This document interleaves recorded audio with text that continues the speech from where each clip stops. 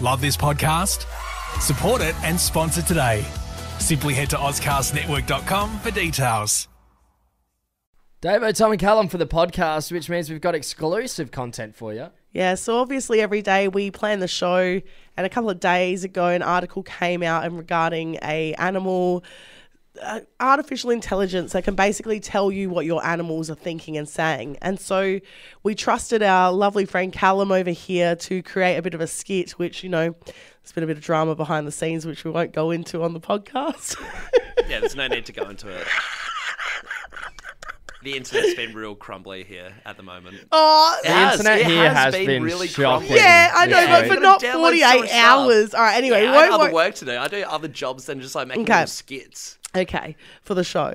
But yeah, so basically you created this skit and we didn't listen to it till this morning, and thank goodness we did before we aired it, because what happened, mate? So the skit entails pretty much it's me with a deeper voice for Tom's dog. So it's meant to replicate Tom's dog Bentley talking to him, and then there's another one for your dog Ruby talking to you, Davo. So a bit of a high-pitched voice. You got Bentley with a deep voice. Yep. The one that caused the stir was Bentley, because there was a joke put in there of me speaking in the voice of Bentley talking to Tom. And what was the gag? What was the joke? The joke it in the was- voice. I didn't do the voice. Do it in the voice. I put an effect on GarageBand to make it deeper, but I can do a little bit of a voice. Pretty much, it's like, oh, he's bringing out the peanut butter again. I hate peanut butter Tuesdays. He's bought a big tub from Costco. Which annoys me because Bentley loves peanut butter Tuesdays. He gets around it. Yeah. But yeah, so Get I your facts straight. showed one of our bosses, Sophie, and swung it past her. I actually swung it past her yesterday, and then today she said, I've been thinking about it all night, and she's like, I don't think it's appropriate. And then I've sort of tried to bargain with her and, you know, asked a few other people, and then she's roped in a manager and another manager, and they've all come into me, swarming me with their black cloaks, and, you know, just saying, hey, bad things will happen to you if you air this one. And what did Yeah. you say? You went up in protest and said what? I said I'm being censored here. It is kind of like the Illuminati censoring us, isn't it? The It is a higher little ups bit. have come and they've said, if you do this, something bad will happen. Yeah, to my family, to Yeah. my kids. And I mean, Tom has your back with this, but he was the one sounding like he was going to be a dog brooder. I didn't get it. Like, though. I don't get it. I think the joke is so funny, and my argument is that you hear the peanut butter gag with dogs in the movies and the TV shows all the time, that it's not like that crazy or offensive. It's a funny, just simple It's not gag. something that's super abrasive in this day and age, right? Everyone's heard this joke for millennia now. Yeah, it's a bit outdated and worn, so I don't think it wouldn't be... If this joke would have been made in the 60s, and it's the first time someone's heard it, maybe they'd be like, oh, that's a bit full on. Yeah, but it's you'd probably been have a to re- explain it more back then Yeah, as to what's probably. actually happening with the peanut butter. It's been around a long time, though, so I think it should have been used. But I will tell you, there is one little filthy thing I kept in there that I haven't Told anyone about? so Yeah. it Oh can't my be censored. God. Well done. You've learned from the best. It's the only Jeez. way we get away with stuff That's here. it. Oh, well, tune in tomorrow, see if we've got a show on Friday. Let's get into the podcast. You're listening to Davo, Tom and Callum, the podcast. Of course, in spirit of Wind Back Wednesday, we're winding it back to our childhoods, and look, it's a minefield of trauma, but we're going to try and steer clear of that and head with something a bit more fun and lighthearted. Thank God. Finally. There's a National Toy Hall of Fame over in New York State in America, and basically it's a museum there, and they have all these toys from our past, these great heavy hitters that were incredible, and every year they induct some toys from our past into the Hall of Fame. And some from this year include Cabbage Patch Kids, Nerf guns, baseball cards, and a Fisher-Price corn popper. Oh, yeah. Which is like a little push toy for kids. And one of the toys that did get left out of there was actually Ken doll. Really? Ken doll. Yeah, I thought Ken doll would have racked in the purchases since it came about. Well, you'd think as well, because of Barbie movie this year, Yeah, that this definitely. would be his time to shine. But unfortunately, Ken did not get a Guernsey. Oh, that's upsetting. But it did get us thinking about these toys from our childhood, these ones that were so popular and people went nuts for them. Like, what did you guys play with when you were I don't know, 3 weeks ago. Yes, our toy room. Your toy room, yeah. Toy room is our office here at Fresh when we go in for little breaks. I reckon one of the more simple ones that was so fun. Do you remember the little, you get a little Spider-Man one and it'd be a sticky thing that you just throw against the wall? Oh, and yeah. that was the entertainment value, that it would just stick to things and then it would crawl down the wall. Yeah, great that's fun. some good gear. One of the ones that I loved when I was a kid was a Furby. What's that? It's my Furby. Furby loves you lavender. So, Furby was massive when we were kids as well. Really? So it had a Yeah. big, long run. I don't know if it got regenerated kind of thing when we were kids or if it just stayed popular. See, I never got to have one because they were too expensive, but I was obsessed with them and I thought they were the coolest things ever. You would be obsessed when you saw the ads and it would blink. Yeah. When the Furby would blink, you're like, oh my God, this thing's alive. Yeah, Yeah. I got my sister's hand-me-down Furby. Oh, nice. But It's a bit raggedy. Been run over by a car a few times. I did ruin it in the end, but it just never had batteries in it, so it was just this random little fur toy that sat in my Just room. a really Never used it. docile Furby. Yeah. One of these other toys that I think were popular in the 80s and certainly the 90s, they were these weird whoosh sticks and they sounded like this.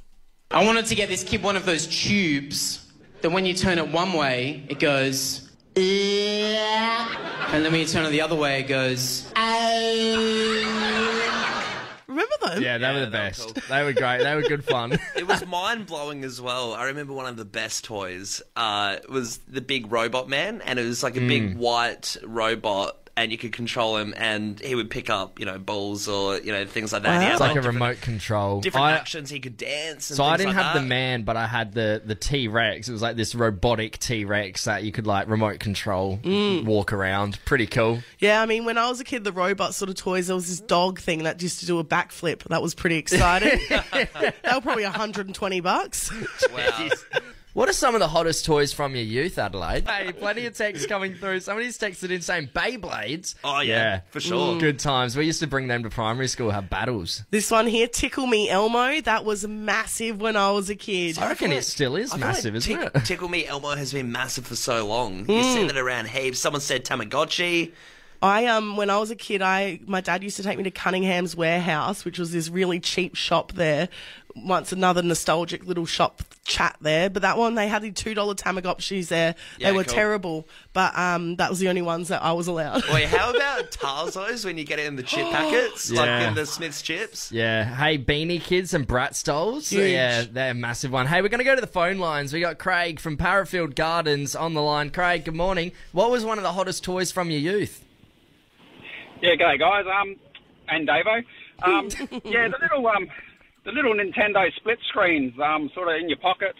One Christmas, Donkey Kong was a classic. Mario Brothers. Yeah. Great. You had the either horizontal split screen or vertical.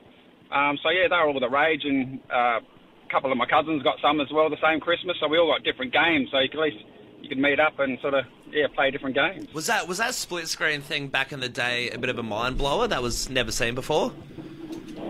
Yeah, it was probably around when I suppose the early Ataris and stuff like that were coming out. So Yeah. something that you could play in your pocket, play in recess, get up early in the morning and try and get a top score. Yeah, fun as. See, my era of Donkey Kong was Donkey Kong Country on the Super Nintendo. Oh, yeah. And that was an absolute vibe. I remember at our after-school care at my primary school, we had a GameCube, and we used to play Mario Kart at after-school care. It was awesome. Hey, we're going to go to Lana in Findon. Lana, what was one of the hottest toys from your youth? I used to froth Betty spaghetti. Oh, Which yeah.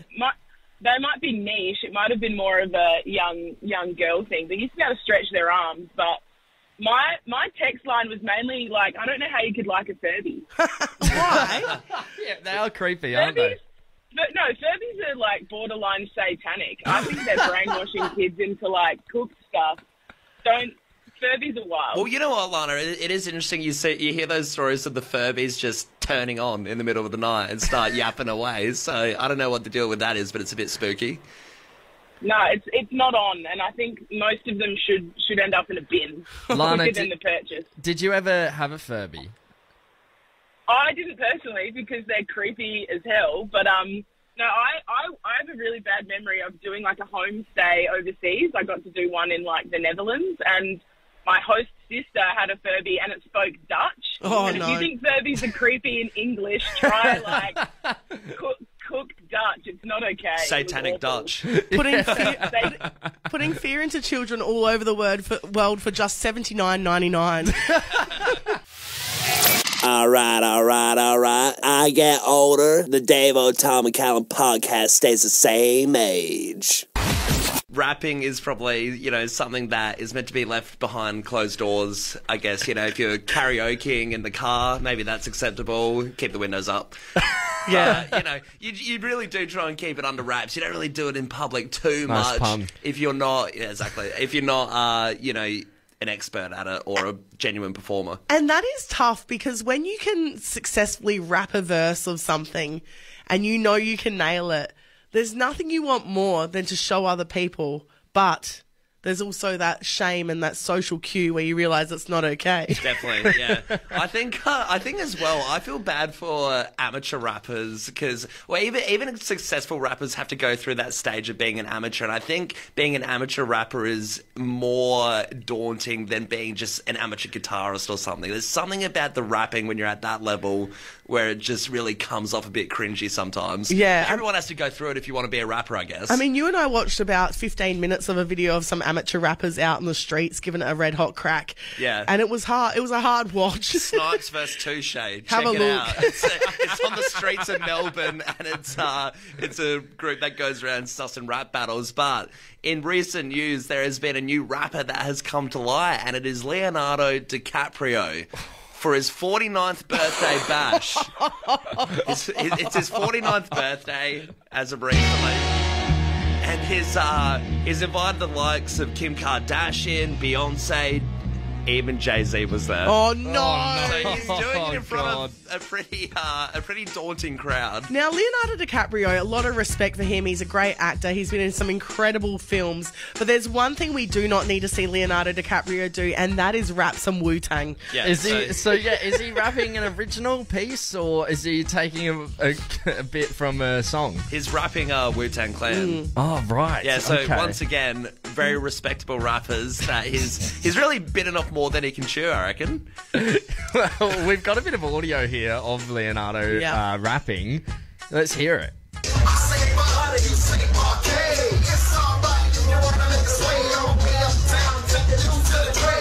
Nah. Apparently the reception around the ground was, this isn't great. There's not much more to say. It was just a bit awkward. Jay-Z threw his drink down. Callum, I reckon you're pretty close to giving this a red hot crack at one of your parties. It could happen. It could happen after a few 2024 drinks. is the year. Yeah, it could happen after a few drinks, for sure. I mean, yeah. There was a time Prince Harry rapped as well. Oh, no. Do you have it? Now, this is a story all about how my life got flipped, turned upside down. Now, take a minute. Sit right there. Sit right there. I'll tell you how I became the prince of a town called Bel Air. Mate. I love that out of all the embarrassing things in his autobiography, this one was so embarrassing he left it out. He doesn't want to talk about that moment at all. You're listening to Davo, Tom and Callum, the podcast. School myths and legends are always the most crazy things you'll hear around the schoolyard. And it's so weird because no matter how absurd, you always believe them. And it doesn't matter how many people have said it. It could be 1, could be 10, could be 100. Yeah. They're always getting your attention and you always end up kind of believing it. Yeah, it's a bit of fun. You hear plenty around the courtyard as well. A lot of the time about teachers. Yes. Rumors about teachers, affairs with teachers. It's yes. so easy about teachers though, isn't it? At my school, that was one of the big hot ticket items, is that there was an art teacher and a religious teacher, and we were pretty sure they were getting it on. Wow, 2 different worlds. Imagine if it was a science and a religion teacher. That Yeah, would have been bonkers. Romeo and Juliet. Yeah. But we met up with a mate from school, from me and Tom's school. We went to CBC, and we met up with a mate a few weeks ago, and he sort of revised this whole rumour that we'd completely forgotten about. And it's a bit of a big myth, but it is one of the juicier ones. It's one of the better ones. And I'll make the controversial opinion and say I still believe it. Do you still believe it? Yeah, There's still a part of me that believes it. There's no facts or proof to say it's not real.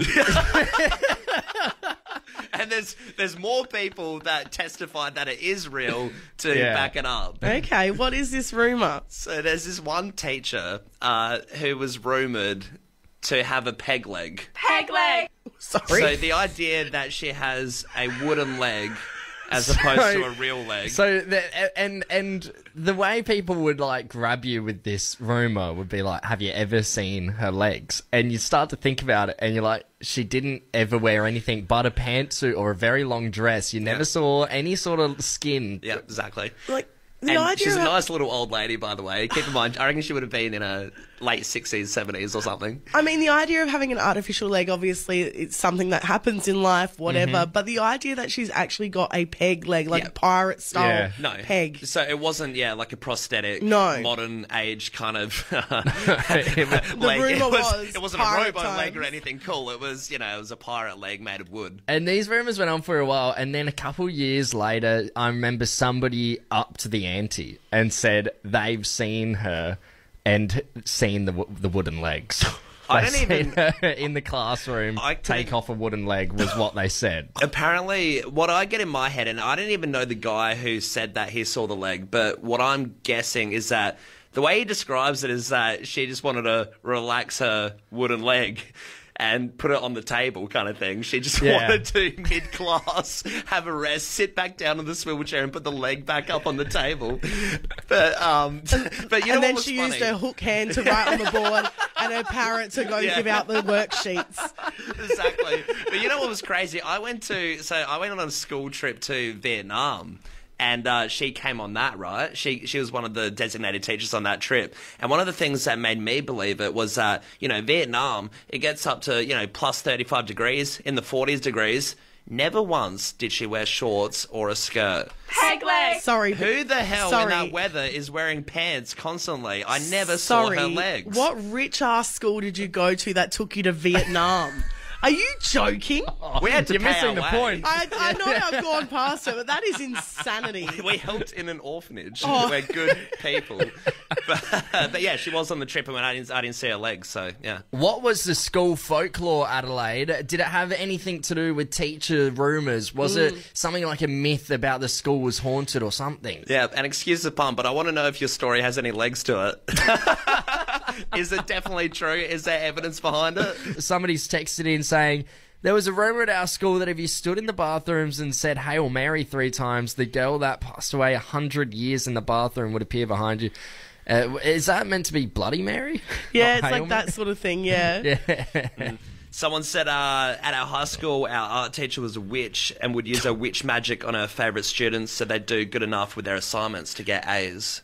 What? Black magic for your good grades, good ATAR. This one here, 2 of our teachers were having an affair. They were both married, but every time they would do a crossover with the classes, you could cut the tension with a knife. Yeah, That's saucy. And we had one of those at our school. It wasn't an affair, but it was just 2 teachers hooking up. We had a couple of those, actually, throughout our schooling career. They all turned out to be real. Yeah, they did. This one is so funny. Rumour that this bloke in our year 12 was actually 30, not 18.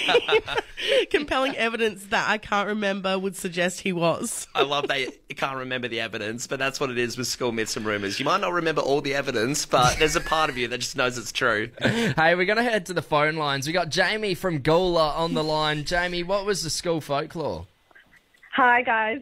So I went to a really fancy high school in North Queensland, and the founder of the school, there was like a statue out the front of it, and rumour had it that at night she would cry tears of blood. So me and my friends would sneak out and try and watch the statue cry blood. And did it? Yeah, did it ever? Well, my friend said she saw it, but I don't believe her anymore. I feel like the blood would leave a residue, though. You'd have to. You can't. It's not like a glimpse, look away, and then it's gone. No. Would have to be Because there it for a was bit. like, it's like old metallic gold. It's really dark. Like it falls right off. Yeah, right. Okay. Well, I like to believe it's true. All right. I reckon Jamie was into some botany back in the day. From fancy Queensland to Gawler. We have this one here. This text cracked me up. It says, there was a teacher at my school nicknames the parent eater, like man eater, because rumour had it he'd flirt with all the mums. Oh, Davo, Tom and Callum podcast. Oh, Davo, Tom and Callum podcast. I'll have what she's having. Davo, Tom and Callum, the podcast. There's nothing better than a bit of friendly competition until it's not friendly and then everyone gets mad. And there's been a study over in North China that has revealed that women are more competitive with strangers than they are with their partners. However, in many cases, it turns out that women still won against their male partners. Right. Which has led scientists to believe that men are adopting the old happy wife, happy life scenario and letting their spouses win. Yeah, okay. Which I think is quite interesting because I think the lads that I've hung around, I cannot imagine any of them letting me win or letting a partner win. Yeah. There's no way. And you know, there's someone else that doesn't let their partner win, and that is one of my favourites, DJ Fisher. This is him playing Uno with his wife. Mate, if you have double fives, you can put that down on a five. No, it goes 1-1, 1-1. No. So if I had doubles, the you same get. card, I can put all my cards If you down. got doubles, you can put doubles. No, it's not snap. Yeah, there's a bit of an ongoing series happening on their Instagram where they both are playing Uno and furious at each other. People arguing about Uno actually makes me like twitch and feel like sick in the stomach because it just reminds me of, you know, years of just like seeing people argue and stuff. Like, it is a horrible game to be around. It certainly is. And when I said about, you know, the lads I've hung around, I mean you guys. Oh, I thought you I meant, cannot you meant imagine dudes you're dating and There's a bit stuff. of that, but that doesn't happen often. I mean, but I'm around you guys quite often. Quite a bit, yeah. You two are very competitive people, and I cannot imagine you stepping out of the way to let your partner or, I reckon, children as well. No, okay, so that's a big call. I wouldn't let my partner win in a game. I would try really hard to beat them. Yeah. A kid, if the kid's an idiot and if they're like sub 5 years old and they don't know what they're doing, I would let them win in Go Fish or something. You know, I'm not gonna, you know, try and While smash calling them an idiot. Yeah. I would say if with kids, it's dependent on the age and what the activity is. Like, Yeah. we were talking about it off air. If it's like a race or something where physically you're obviously going to beat the kid no matter what age until maybe they're about 18, 19. But if we're playing Go Fish and my kid's like 4 years old, yeah, I think it's important for them to know that they need to lose at that age. Yeah, okay. I think that's such a weird one. I do agree with the running race or something because, you know, what maniac would be, you know, 40 years old outrunning their toddler? Yeah, You'd have to be a psycho. One. I'm more inclined to let the partner win rather than let the kid win. Yeah, okay. I reckon. No, I probably I think Go Fish. Nah. Yeah, I'm letting them get away with it. I mean, we've got to address what's going on here. Davo's having an absolute fit on it. I don't think we can. We can't let her win this one. Davo's giving the whirl of the finger, being like, cut it. You're listening to Davo, Tom and Callum, the podcast. Guys, we've got to have a chat about the franchise gyms. Yeah, they've got the mowing, they've got the dog wash. You know what? I'm having a look at the moment. They've got like 20 different things now. There's the gym's hazardous material. There's one. Wow. It really blows your mind, doesn't it? They really have capitalised on everything, but I guess there's still more to conquer. Well, I didn't realise the way it all started was Jim Penman, who was the founder of the place, started Jim's Mowing when he was doing his PhD in history. Thank God. I love that when a company actually has the person who started it is the actual person on the logo. Yeah. It's always gutting when you find out, you know, like if it's, I don't know, Bob's like antique shop and you go in there and they're like, Bob doesn't actually exist, it's a random name. Really, really gutting. And that's the thing, Jim's has got him as the logo, so he is the face That's of it all. the guy. He's a bloke with beard, he's got a bucket hat on, he's got a shirt ready to go for a hard day's work. Yeah, and there's so many different services, and they all sort of fall around the same sort of, you know, just doing handiwork, all that kind of stuff. And recently, and very recently, as in just yesterday, they have started a new franchise in the gym's world. Now, if I had to give you one guess, what would you think it would be? Something along the similar lines? Jim's Stobie pole installations. Seems really right up the alley. Jim's pool boy. Okay.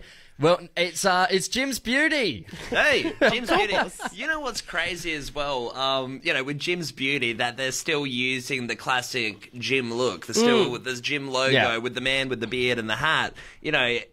You wouldn't suspect a burly-looking bloke like Jim to be doing your Come nails. to your lash and brows. Yeah, just having a look at it now. They do facials, lash and brows, nails, waxing, teeth whitening, spray tans. I love how they have a mobile waxing service as well. They'll come to you. So this like is a dog groomer.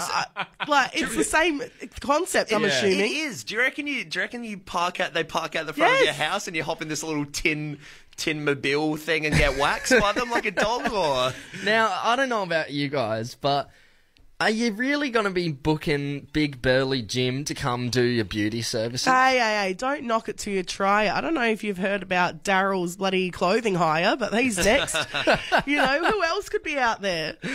Yeah, I mean, I just don't know about all this, eh? Jim come doing your spray tan. Jim, hop in there, mate. It's just shooting you down with a fire hose spray gun. Gary's yoga. Love this podcast? Support it and sponsor today. Simply head to AuscastNetwork.com for details.